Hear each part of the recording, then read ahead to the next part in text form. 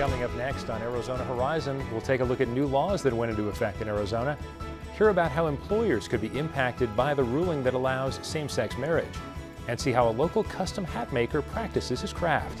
That's next on Arizona Horizon. Arizona Horizon is made possible by contributions from the Friends of Eight, members of your Arizona PBS station. Thank you.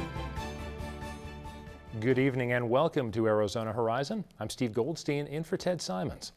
Although state lawmakers had a quick 81-day session this year, they still managed to pass 324 laws. Most of those new laws went into effect July 3rd, and here to talk about the new laws is the very lucky Ben Giles of the Arizona Capital Times. Ben, welcome.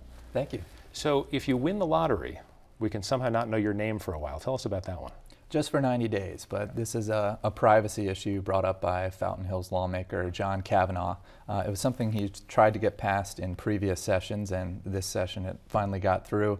It's basically hopeful that people won't be coming after you begging for money now that they know how many millions of dollars you won, because it usually doesn't take too long to find out who won those Mega Millions lotteries or whatever. Is this one there'd been some clamor for? There was a need for this? I think there was just some complaints from people who felt like it might be nice to have a buffer period, a time just to gather yourself, collect your thoughts, maybe get your financial state in order.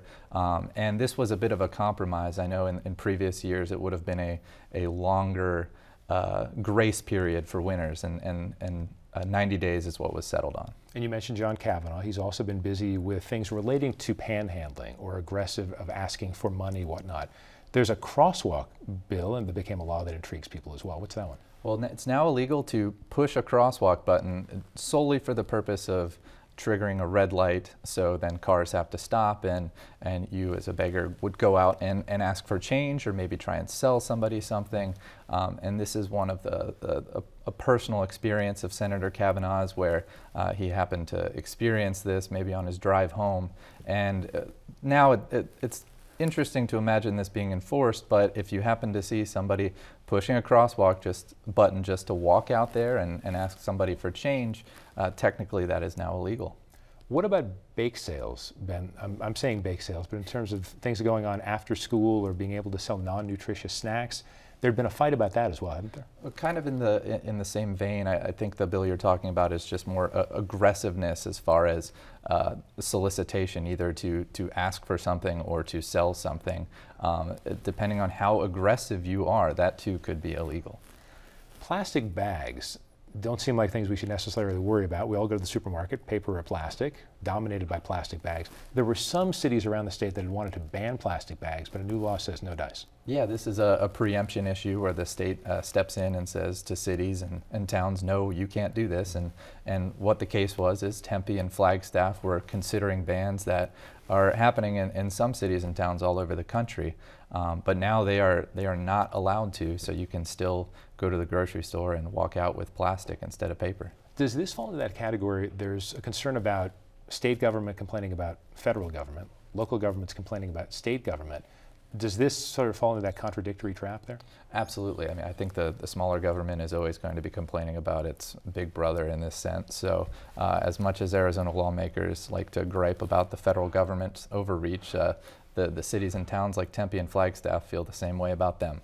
Coming back to automobiles, sort of with the crosswalk issue, speeding tickets, the time that it's on your record has been cut in half. That's another one that one would think, was that a solution in search of a problem? Well, now it's, as you said, it's easier to wipe the record clean, so to speak. You get every 12 months, you can take a defensive driving course to wipe off one speeding ticket from your record. And this is something that the insurance companies weren't so happy about, because a big part of your premium getting hiked is how poor of a driver you are as far as your speeding record goes. But now if you want to take these expensive classes, of course, you can get your record wiped clean at least once a year. Ben, I'm a teetotaler personally, but apparently people are concerned about microbrews in Arizona. I'm being somewhat facetious here, but of course that became a really big fight and a real big divide there. Ultimately, I guess Senator Kelly Ward had a bill that made it through. Can you tell us something about that? Yeah, that was one of the biggest fights at the Capitol this year, pitting two senators, Kelly Ward and Steve Smith, against each other. There was a fight over what a microbrewery is, because local brewery, Four Peaks, was making so much beer that they were up against the cap for how many barrels of beer you can produce before can we really call you micro anymore? And the reason they wanted to stay micro is there are certain business advantages to being a microbrewery in Arizona. Because the state recognizes you're smaller, we're going to allow you to do things like have a restaurant adjacent to your brewery so you can sell food and promote yourself as a bar and an establishment as well as a brand of beer. And now that cap has been raised, so Four Peaks, and eventually if other breweries happen to come up against that, they will have a lot more wiggle room to stay micro. Ben, as we jump around with new laws, another that interested you, I know, is strict compliance as it relates to ballot measures. Arizona has been a state that very much is involved with a grassroots effort of getting ballot initiatives. Could this make it more difficult? Yeah, it's a very progressive state in that way, where you have citizen-driven initiatives that become law through the popular vote. And now there is a strict compliance where you have to have your I's dotted and your T's crossed. If you have maybe so much as a page number wrong when you file an initiative and start collecting signatures, that initiative can be tossed from the ballot because of that compliance issue. Where in the past, even if there was maybe a copy editing error, the courts usually sided with the intent of the filers. It was understood this is what they're trying to do, and just because you had a minor editing error, we're not going to punish you by throwing it off the ballot. I don't want to read too much into this or put much pressure on you on this question because I'm not sure if this has been discussed, but is there motive behind this? Is there a feeling from lawmakers that we have all this voter-approved stuff, and in some cases they feel like it's tied their hands in spending? So is there something going on in the background we should know about? Well, this was one of a number of efforts, and this one actually did get through, but there were other legislative efforts to make the ballot initiative process a little tougher because for a lot of lawmakers, they're seeing issues that they would never vote to pass become law, and that bothers them. It is a bit of a power struggle between the people and the legislature. Ben, in a general sense, is there a law that we've discussed or another one we haven't discussed that could be the most impactful? There was you know what, I think that's it. Okay. What about a veto that proved to be impactful, that maybe surprised you that the governor ended up vetoing? Yeah, there was one really controversial bill that would have protected the identities of police officers who were involved in a fatal shooting.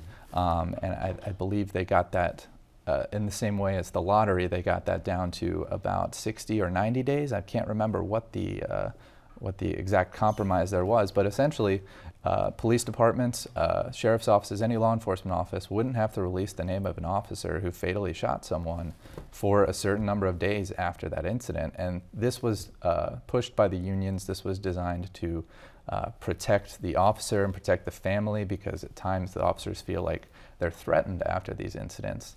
And Governor Doug Ducey, who comes from a family with some officers in it, he actually vetoed it because he felt like it wouldn't really help build a trustful relationship between the police and the community. And that was the complaint, particularly from the African American community in Arizona, that we need to build up a trustful relationship between our police departments and our communities. And if you're hiding information from us, that on its face gives the appearance of something's not right. And that was a bill that came about in the wake of Ferguson primarily, Exactly, right? Exactly. Ben Giles of the Arizona Capital Times. Ben, thank you. Thank you.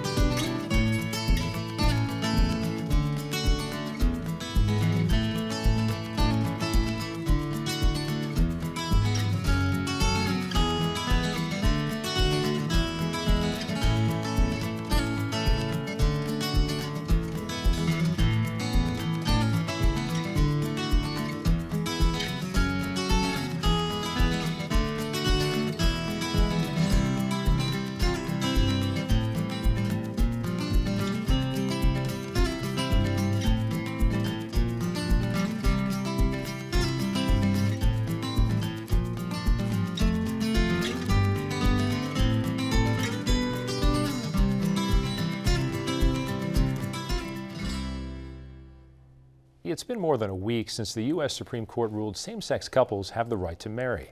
That decision will have wide-ranging impacts, including new requirements for employers.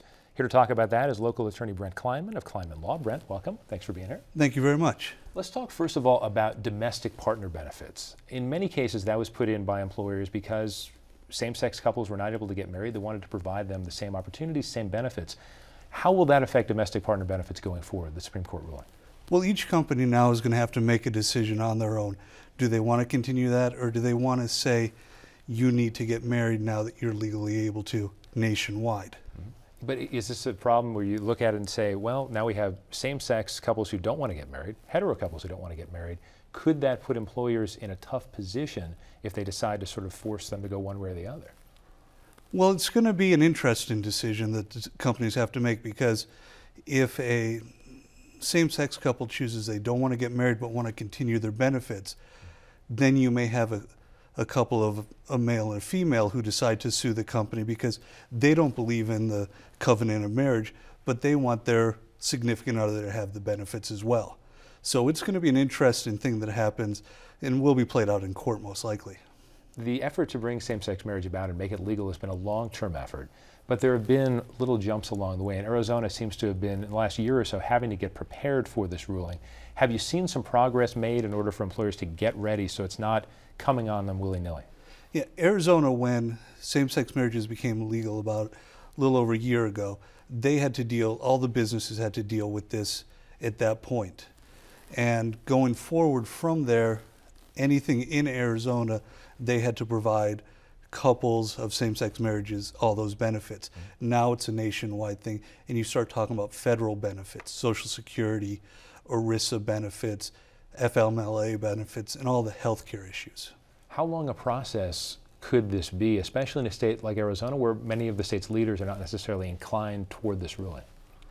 Well, federally, the assumption is going to be all benefits transfer to all married couples.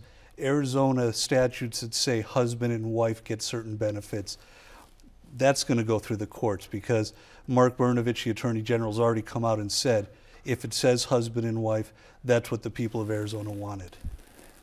Are there employers who are philosophically opposed to same-sex marriage who will in some ways still be able to keep a policy in place that may not be in favor of same-sex marriage, or because of the Supreme Court ruling, there is simply no wiggle room here? Well, Arizona still is a state in which there is no anti-discrimination policy. So that is not a protected group. So private companies can still discriminate against same-sex couples. The city of Phoenix has passed an anti-discrimination.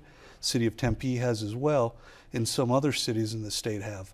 But the state itself, it's still not a protected class.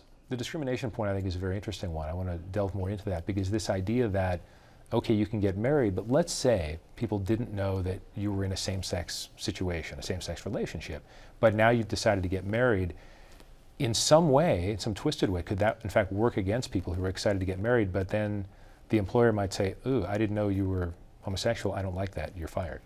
In Arizona, being a right-to-work state, that's definitely a possibility, and it's going to be an issue. I have a feeling that will, again, be litigated at some point, because that's not a proper reason to fire somebody, but it's happened before, and I'm sure it will continue to happen in the state till the right case gets far enough along. You briefly mentioned the Family Medical Leave Act. Going forward, how could this ruling affect that and what people have to do? Well, this ruling affects it where the spouse who is having the child, if it's two women that are married and one of them is actually having the child, she gets the time off, but her spouse as well gets the time a husband would get off, which I believe is a few weeks paid after the birth of the child. And this also works with adoptions and serious family issues, illnesses. So if your spouse in a same-sex couple is seriously ill, you're allowed to take time off, and that's protected. Let me come back to domestic partner benefits. In a situation like that, if in fact a company decides to say, well, you're not married, so we're going to remove some of these benefits, is the Affordable Care Act being in place, will that actually offer more options for people if in fact they're no longer on their domestic partner's plan? Are there other options available that there weren't before? Well, that's going to, really be on a case-by-case basis, because certain companies have incredible plans for people. And if they were given that through the domestic partnership relationship, but they're choosing not to get married, they may not get that same benefit. Whereas there's people who have fairly horrible plans and they can do better independently of each other. Based on the fact that the Supreme Court came out with this ruling and the fact there are still not anti-discrimination things in effect and laws in effect in Arizona, could we see the same sort of legal battles come with that? Are you hearing from people that they were excited about this one legal aspect and now they need to take a breather, or they realize, well, maybe there's momentum, we need to push for this now as well? Arizona, you've got both sides of this looking that this is just, the race has just started. If you compare this like to Daytona 500, this is lap one. There's a lot to go. And both sides really want to get their parts back in place. And I believe for same-sex marriages, in an Arizona culture that's not going to accept that, they have a lot to fight for still. But I believe with the national swing of things, it's going to go in their favor.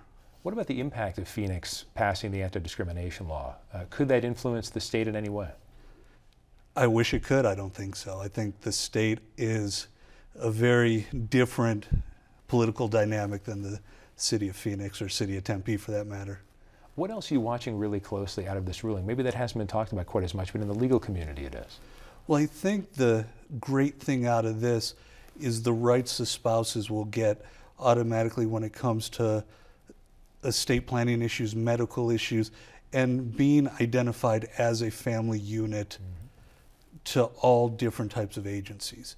And that's important because if you have a child with your same-sex couple and there's a medical emergency, typically only one parent is authorized to do that. This changes that, and this gives that second parent the ability to answer for their child. So ultimately, as it benefits people in their homes and emotionally, will it make the law more complicated, or will it in essence simplify the law because more people will actually have this commonality?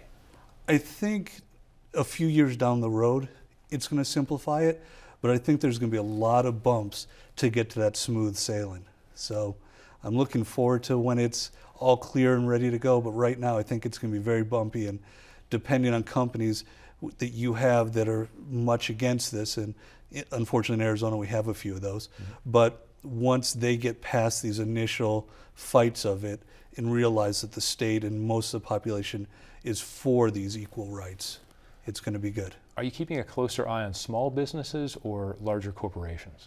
It's really the small to medium-sized businesses that you have to look at because they don't have the infrastructure inside to automatically know what needs to be changed. They have to go out, find an HR person, find a lawyer to review all their documents and make sure everything says spouse versus husband and wife. And a lot of people had designations of other before for their same-sex couples, and that's got to change to spouse. Brent Flyman, thank you very much for coming in. My pleasure. Thank you.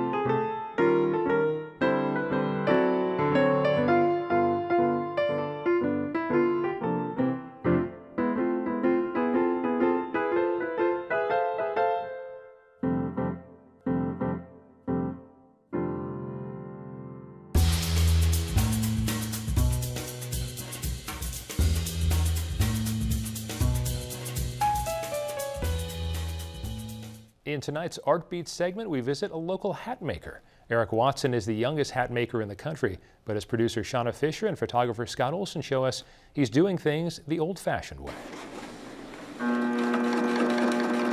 Most days you'll find Eric Watson sitting at his Prohibition-era sewing machine, hat in hand. We actually make the hat from beginning to end. That way it's perfect for the customer when it's done. It's exactly what they wanted. Watson opened his hat shop in Cave Creek in 2012, but his fascination with hats goes back to when he was just 12 years old. I loved Indiana Jones as a kid. That's what inspired me, and I had my mother actually drive me around to old antique shops, and we found old hats. I found some old hat making equipment, and then I would restore those old hats and make them look like Indiana Joneses. After a brief stint as a pilot, Watson followed his passion. Because hat making is a dying art, he had to rely on elder hat makers for advice and equipment. Most of the equipment that we have in our shop came out of some of the oldest hat shops that were in the U.S. So we have equipment that dates from 1860 to 1940s. Getting a custom-made hat at Watson's Hat Shop is a special experience. Well, the first thing we do is when you come in, customers either going to know what type of hat they want or they have no idea. So we take a look at their features, because the facial proportions, their body proportions, that all goes into building the hat style, but also the correct aesthetic of the hat that goes with who they are. The next step is measuring a client's head circumference. At Watson's Hat Shop, that means using an old-fashioned contraption called a conformateur. After that, it's time to make the hat. The walls of his shop are lined with brim forms and hat forms for cowboy, derbies, and Panama hats. Watson offers 32 different colors of beaver felt. The felt works well because it's water-resistant and durable. You can actually see how there's a sheen that's coming on the hat. We go through about 65 different processes from start to finish when we make the hat. So the whole time the hat is being handmade, but it's being made with old antique hat making equipment. Watson's attention to the old ways serves him well. On his list of clients, we've made, of course, hats for a lot of people. A few famous people that is Kenny Chesney. We made a really nice black cowboy hat for him. We also made a hat for Justin Timberlake. Another hat that we made was for Al Roker, and that was a fedora-style hat. But it's not just the famous who are collaborating on creations. Oh, it was amazing. I mean, it looks exactly like the photo on the album cover, and I was really excited. Chef and owner of Brian's Black Mountain Barbecue, Brian Dooley, commissioned Watson to create an exact replica of a hat worn by his favorite jazz musician, Thelonious Monk. I brought all these pictures to Eric, and I said, hey, can we make this hat? And it's actually this hat here. And as we went to put the hat together, he found lots of interesting things about the hat. He was actually wearing it backwards in the picture. He took the feather out of the side, and he put it in the front, which is why I have it right here in the front. So we had a lot of fun kind of just replicating that. Watson says hats today are often an extension of one's personality, like Dooley's, but that wasn't always the case. Hats have been very popular since the 1700s, 1800s, even early 1900s. But during that time frame, you had horseback, you had carriages, and you would walk, or you would horseback somewhere. You would ride somewhere, horseback. So the hat was a utility item, and it was meant to shelter you while you were doing your commute, but also it was traditional through a long period of time. And that tradition is dying out. Consider this. In the 1900s, there were 700 hat-making shops in New York City alone. Now there are just a handful of custom hat makers like Watson. But the tide could be changing, notes Dooley. A cool thing about Eric in town here is I've noticed over the last couple of years since he's been here that there's so many more hats in town. And it's really changed not just the look of myself, but the look of the town itself. You can walk down the street and see hats all over, and that's really cool to see, and that's because of Eric. Watson's hats range in price from $300 and up. We want to hear from you. Submit your questions, comments, and concerns via email at arizonahorizon@asu.edu. Tuesday on Arizona Horizon, we'll hear about a planned lawsuit that is aimed at changing American Indian family law and hear about the nonprofit employment sector. That's at 5:30 and 10 on the next Arizona Horizon. That's all for now. I'm Steve Goldstein in for Ted Simons, and you have a great evening.